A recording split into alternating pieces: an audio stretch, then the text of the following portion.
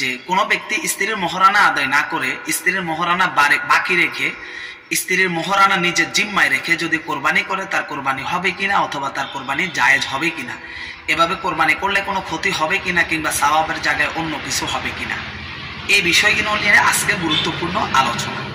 অতি সংক্ষেপে আলোচনাটি শেষ করব, সবাই গভীর মনোযোগের সাথে শোনার চেষ্টা করুন।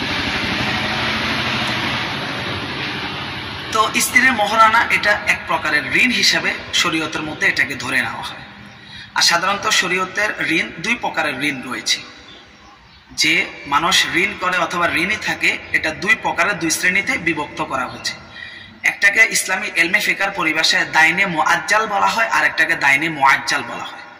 একটা হচ্ছে স্বল্পমেয়াদী ঋণ, আর একটা হচ্ছে দীর্ঘস্থায়ী কিংবা দীর্ঘমেয়াদী ঋণ। সাধারণত আমাদের দেশের যে স্ত্রীদের মোহরানার ঋণটা, এটাকে আসলে স্বল্পমেয়াদী নয়। আমাদের বর্তমান সমাজের যে সমস্ত রীতিনীতি কিংবা নিয়ম প্রচলন রয়েছে, আমাদের সাধারণত নগদ মোহর আমাদের দেশে সাধারণত পুরুষেরা আদায় করে না।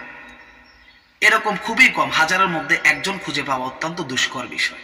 স্ত্রীর মোহরানা এটা দীর্ঘমেয়াদী ঋণ হওয়ার কারণে ফোকাহায়ে কেরাম, যারা ইসলামিক স্কলার্স বিশেষজ্ঞগণ রয়েছেন, তারা বলেন স্ত্রীর ঋণ কারো মাথার উপরে থাকা অবস্থায়, স্ত্রীর মোহরানা পরিশোধ না করা অবস্থায় যদি ওই ব্যক্তি কোরবানি করে, তাহলে দাইনে মুআজ্জালের আওতায় অন্তর্ভুক্ত হওয়ার কারণে, দীর্ঘমেয়াদী ঋণ হিসেবে এটাকে ধরার কারণে এই অবস্থায় ওই ব্যক্তি কোরবানি করতে পারে। কোনো প্রকারের সমস্যা নেই, তাকে কোরবানি করতে হবে যদি তার সামর্থ্য থাকে।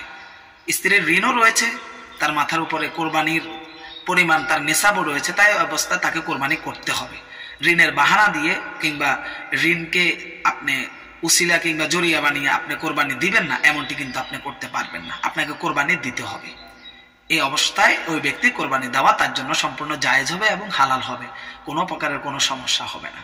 তবে এই প্রসঙ্গে আরেকটি কথা বলে রাখতেছি, স্ত্রীর হক যেটা ঋণ পবিত্র কোরআনে আল্লাহ পাক রব্বুল আলামিন ফরজ করে দিয়েছেন, সেই বিষয়ে আমাদেরকে অবশ্যই প্রত্যেকটা ভাইকে সতর্ক থাকতে হবে এবং কি সতর্ক এবং সূক্ষ্ম দৃষ্টি রাখতে হবে। এটা তাদের হক। আর বান্দার হক, বান্দা মাফ করার আগ পর্যন্ত আল্লাহ পাক রব্বুল আলামিন কাউকে ক্ষমা করবেন না। আশা করি ভাই ভিডিওটি আসলেই বুঝতে পেরেছেন। যদি ভালো লাগে অবশ্যই বাকি ভাইকে যেভাবে পারেন শেয়ার করুন, একটি লাইক করতে পারেন, কোনো বিষয় অস্পষ্ট থাকলে কমেন্ট করবেন। আর চ্যানেলের মধ্যে নতুন হলে আমাদের চ্যানেলটি এখনই সাবস্ক্রাইব করুন, গুরুত্বপূর্ণ প্রত্যেকটি ইসলামিক আপডেট পাওয়ার জন্য। আগামী কোনো পর্বে দেখা হবে, সে পর্যন্ত আল্লাহ সবাইকে ভালো রাখুক, সুস্থ